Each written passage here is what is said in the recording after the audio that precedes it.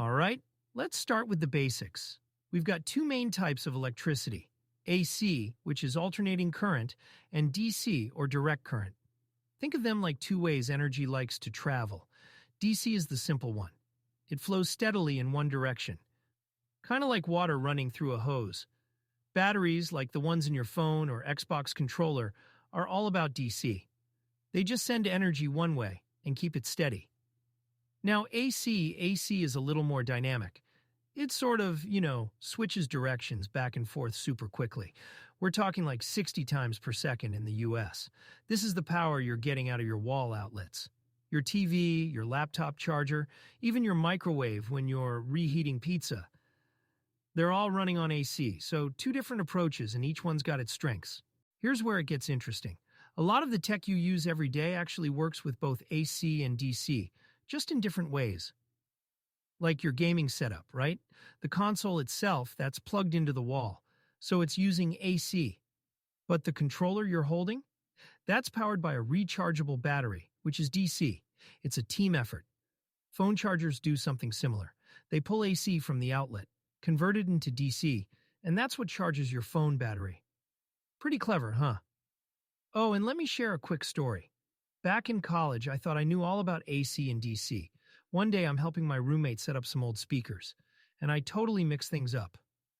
I plugged the DC wire into an AC socket, and, well, let's just say the results were shocking. Literally, sparks and everything. No one got hurt, but I definitely felt my pride take a hit. That little mishap got me curious about how electricity actually works, and here we are today. Funny how things come full circle, right? So yeah, AC and DC, they kind of have their own lanes, but they work together to power pretty much everything we do.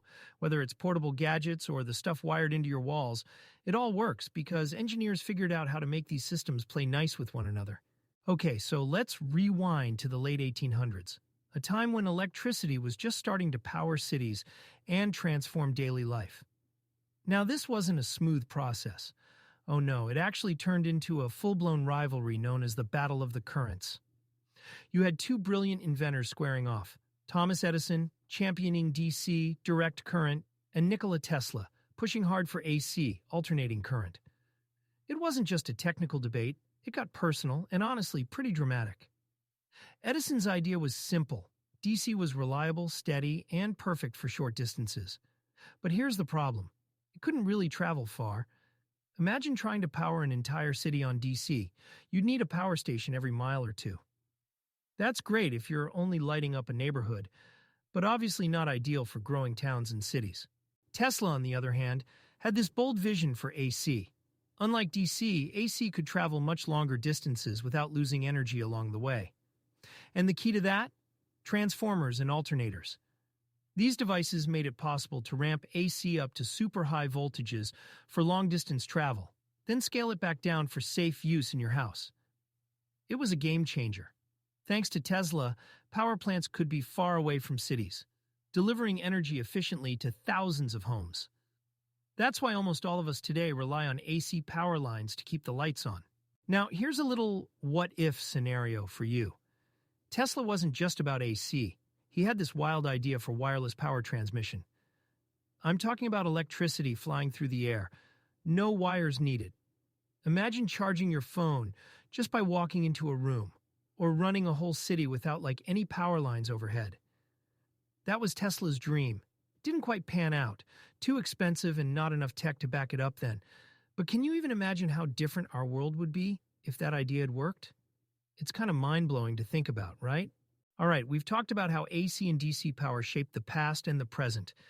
Now, let's take a peek at where they're taking us in the future, starting with something called HVDC, or High Voltage Direct Current. This is like the best of both worlds. See, HVDC lets us transmit electricity over really, really long distances, like across entire countries or even between continents, with almost no energy loss. That's a huge deal for saving power.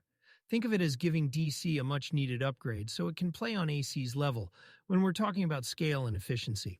And speaking of upgrades, let's talk about the way AC works in modern electronics. You know how AC switches directions? Well, that creates these waveforms. You've got sine waves, square waves, and triangle waves, each with their own use. Sine waves? Those are the ones powering pretty much every household appliance, smooth and steady. Square waves? Perfect for digital tech, like your computer's internal circuits. And triangle waves are great for sound equipment, like amplifiers. It's fascinating how engineers can tweak the behavior of currents to match such specific needs, right? Now, here's where it gets really exciting. Renewable energy. Wind turbines, for example, use alternators to generate AC power because it's efficient for collecting energy. But here's the trick. To store that energy in batteries or deliver it to some of our gadgets, it needs to be converted to DC. So again, we have this seamless teamwork happening between AC and DC. It's like these two currents are partners in advancing clean energy tech, helping us build a sustainable future without skipping a beat. So yeah, from HVDC systems powering entire grids to renewable energy projects, making the most of AC and DC, it's pretty clear these currents are here to stay. And honestly, they're kind of continuing the legacy of Tesla and Edison, finding better, more innovative ways to power the world. Just think about it the next time you charge your phone or flip on a light switch. Pretty amazing, right? Well, that's it for today's episode. I hope you've learned something new and maybe even found a cool story or fact to share with your friends. Thanks for tuning in to JellyPod's deep dive on electricity. Till next time, stay curious, stay inspired, and hey, stay charged.